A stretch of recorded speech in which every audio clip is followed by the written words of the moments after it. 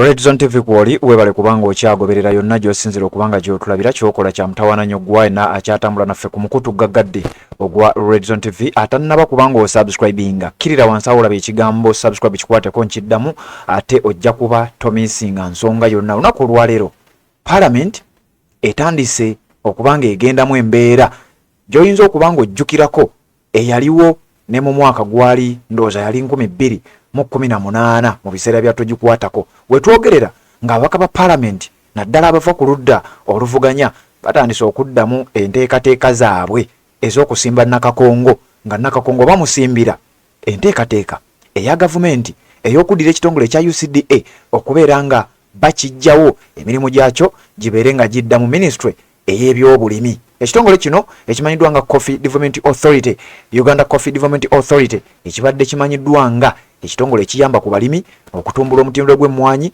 n'ebintu ebirala bifaanana bwe bityo. Maaso awo ngenda kuwa bannankyukakyuka nga balina endowooza ze bawa ku nsonga eno yennyini gye tuliko. Wabula ababaka ba Parliament naddala bali ku ludda oluvuganya nga bakulembeddwamu omukulembeze waabwe abakulira mu Parliament amanyiddwa nga Honorable Ssenyonyi Basekezi mu bukambwe obw'ekitalo mu bunyiivu obw'ekitalo ku nsonga ezigenda mu maaso naddala ensonga zino zennyini zetwogerako ez'emmwanyi. Abakulu bano abakyala n'abaami abali ku ludda oluvuganya bateeseteese era bakomyewo buto babeere nga bambalagana wamu n'abo abali ku sayidi eya Museveni nga bagamba nti ekitongole ffe aba NRM ffe munnange mukama waffe kyayagala tuyisa buyisa, mukama waffe kyatugamba tulina kuyisa buyisa. Kati bano opposition bagamba tetugenda kubikkiriza. Abegakaawo Honorable Zaake Francis Butebi yavaayo n'akutegeeza nti wekibanga kikonde bwekibanga kukulinnya ku mmeeza tugenda kukiddamu gwampuliriza wabula tugenda kubeera nga tukkiriza embeera eno okugenda bwetyo olunaku olw'enkya. Jjukira olwaleero ennaku z'omwezi 5 ennaku z'omwezi nga 6 omwezi guno gwennyini ogw'e11 2024 lwe lunaku Parliament lwegenda okutuula, naye ng'olutuula luno lugenda kuba lwa byafaayo oluvannyuma lw'okubeera nti yensalessale era ekisembayo ekyenkomeredde kigenda kusalibwawo olunaku lwankya. Mabegakaawo omukulu Jeno Yoweri Kaguta Museveni yalabwako yayita abakulembeze abaka ba Parliament abava mu bitundu eby'enjawulo abali mu kibiina ekya NRM yabayita n'abasisinkana mu bitundu eby'ekisozi eri mu makaaga g'omu kyalo n'abalambuza ente. Kigambibwa kiwali abamu bayinza okuba nga baavaayokko n'ebisawo bya ssente era okusinziira ku bantu abagoberera ensonga bagamba nti ebiseera ebisinga bw'olaba ng'eyo embeera Museveni ayisa ababaka be ayisa aba NRM ng'era bozze ng'okiwulira ti bo munaye byabagamba biina kuyita oba mmwe mugamba ki oba mugamba ki. Kati nkugambye olunaku olw'enkya yensalessale olunaku olw'enkya lunaku olusembayo Parliament lwegenda okutuula era ng'ekyenkomeredde kigenda kusalibwawo olunaku lwankya. Tekyali kulinda, tekyali kulimbalimba, tekyali kulanga kulala. Olunaku olw'enkya lwe lugenda okumala kye bayita okumala eggobe mu kibya.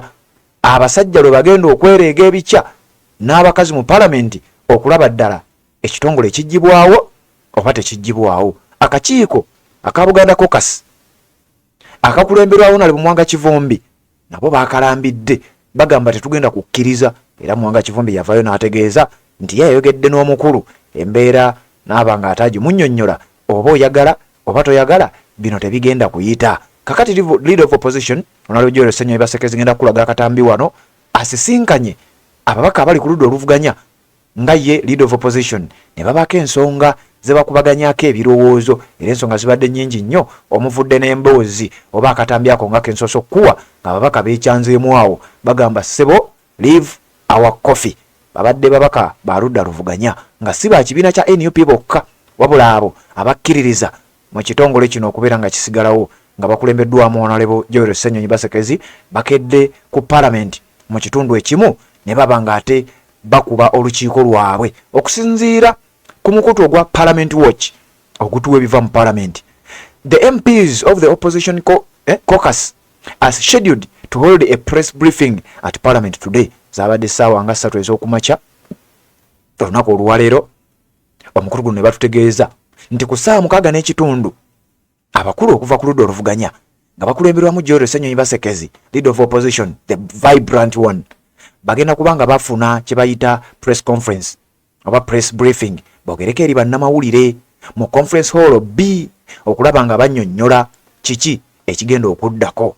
Jjukira nkugambye olunaku olw'enkya ye final day era bwe tugenda okuwulirira final decision oba ekitongole kya UCD ekisigalawo oba ekitongole kya UCD ekigibwawo emirimu gyakyo giddizibwe mu ministry ey'ebyobulimi. Babaka bangi basimbye Nakakongo, babaka bangi babiganye, naye ate aba NRM kinajjukirwa nti be basinga obungi. Kakati nga sinnakuwa bigambo bya Honorable Joel Ssenyonyi, sooka osubscribinge then mbikuwe ate tubeere nga tutambula n'ensonga endala.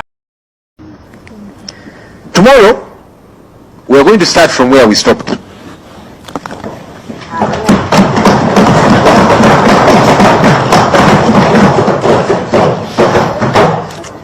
We are determined to defend the economic empowerment of the people of Uganda.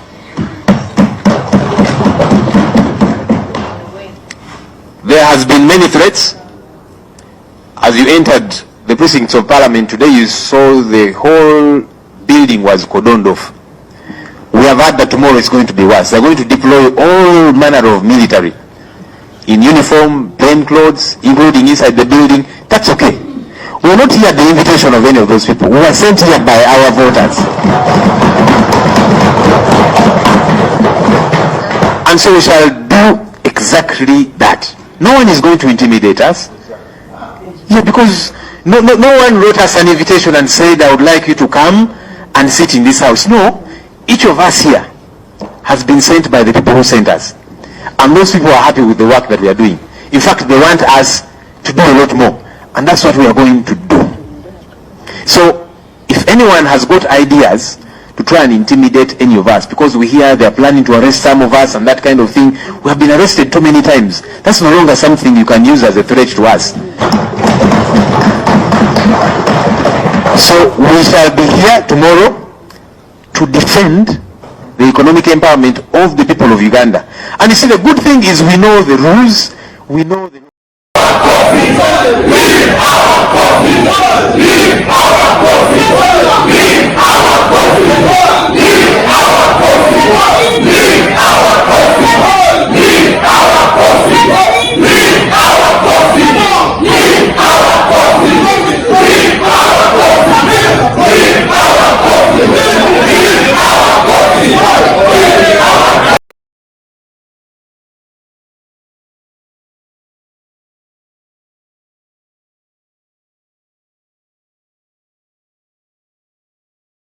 Assalamu alaikum wa rahmatullahi wa barakatuh. Amanya n'eddoboozi Haji Abdu omusomi w'eddua. Nkola ku nsonga ez'enjawulo, emirimu nga gikutataganyeko, ebyenfuna byo nga bidobonkanye, ne oba oli bweru wa ggwanga emirimu gya kucankalanako. Jangu kusomere ku ddua okubeda nedda eddua zaabaawo, eddua zisomibwa, omuntu n'oterezebwa mu mbeera yonna ebadde ekwesibyeko akanyaga. Nina ekyoto kye nsobola okukumira wadde oli bweru wa ggwanga nga toli kumpi wano n'ofuna omukisa ogwo nawe n'osomerwako ku ddua nga nkuteddeko n'akabaani. Allah ajja kusaasira, ajja kwanukula. Kuba ku namba yange y'essimu 0752 44 71 56 ne ku WhatsApp kwendi mpereza obubaka sobole okuyamba. Assalamu alaikum wa rahmatullahi wa barakatuh.